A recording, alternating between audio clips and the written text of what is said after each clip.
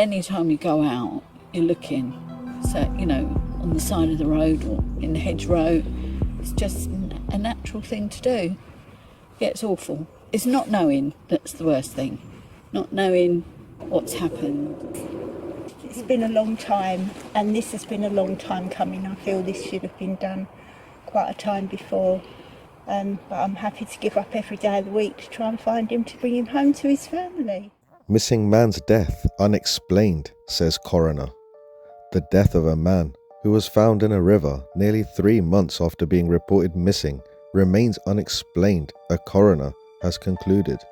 Police and rescue volunteers searched for Martyn Richardson after he was last seen at a family birthday party at Bocking Village Hall near Braintree in Essex. After leaving a family party at about 8:30 p.m. on August 24th. It was broad daylight when he left the party and cycled along this very path. 2 days later, his bike was found by police just behind where I'm standing now. Since then, 3 people were identified walking their dogs in this area, but no one has come forward with any more information. Be some explanation, somebody knows something, where he is. The body of the 27-year-old who had Asperger's syndrome was found nearby in the River Blackwater on the 16th of November 2024. On Thursday, the Essex area coroner, Michelle Brown, said the cause of death was still unascertained and she recorded an open conclusion. Well done, Coroner Michelle Brown. Finally, we have a coroner who's honest. Not like Dr. James Adley, the coroner that we had for Nicola Bulley and Jay Slater. Instead of trying to pretend that she knows what's happening and trying to change a narrative, she's been honest here. The fact that the death is unexplained and she's said that it is unexplainable, that tells you a lot about her. You see, the problem is when you have a coroner that pretends that they know what they're doing and tries to make out as if there was an accident, even though there clearly wasn't an accident. I personally don't know how Jay Slater's family or Nicola Bulley's family can accept the verdict that Dr. James Adley gave them. At least when something is uncertain or unexplainable, it gives you the hope to one day try and find the answers, one day to try and fit those missing pieces of the puzzle, so that you can eventually get to the truth rather than just being told a lie.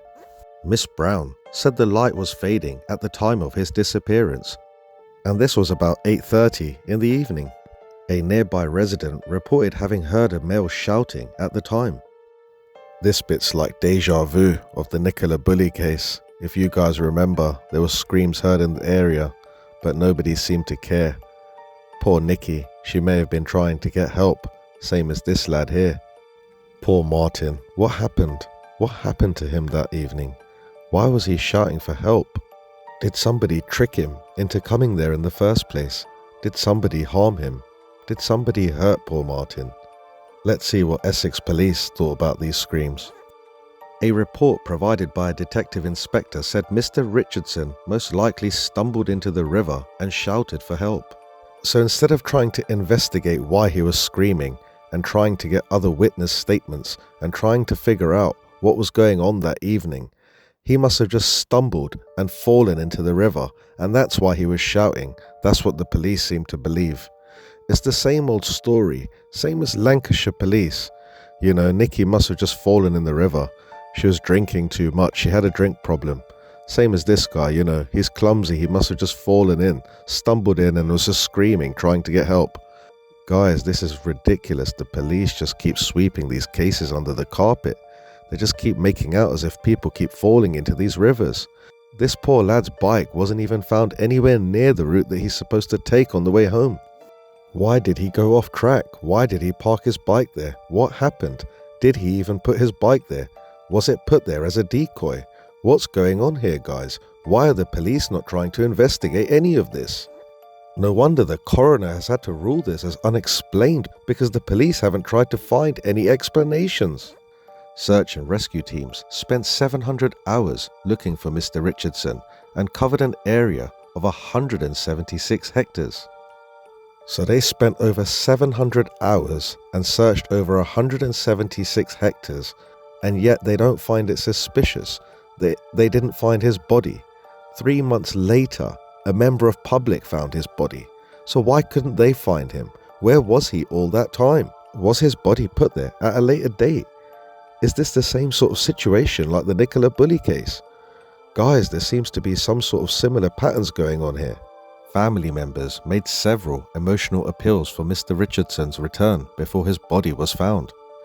He lived with his grandmother, Mary Richardson, in Braintree since the age of 1, and in September 2024, she said his disappearance was very out of character. After sort of about week 4, obviously it's a case of we must do something because the police were getting nowhere really. So we had to pull our socks up, forget ourselves and try and get on with finding Martyn. I mean, the first 2 or 3 weeks, obviously, it was just totally devastating.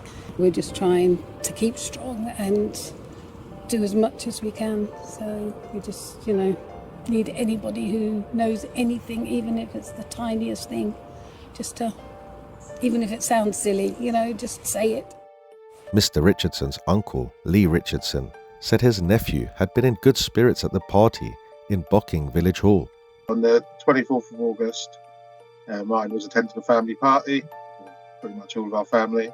It was his great nan's 90th, my nan's 90th, and also his nan who he lives with, 65th, which is my mum. Right. So he came to the party, absolutely fine, came on his bike. He has Asperger's, so he's not that keen on socialising with people. So that's why he came on a bike, so that he could leave when he wanted to, which is common, it's what he normally does. Spoke to him there, he was happy.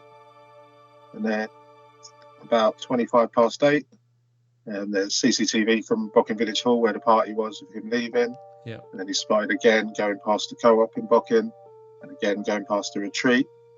And then there's nothing further. We believe he travelled down Dorwoods Avenue because his bike was found on the backfields there. Notice, guys, they only believe that he travelled down Norwoods Avenue because of where his bike was found. His bike was found near the backfields there.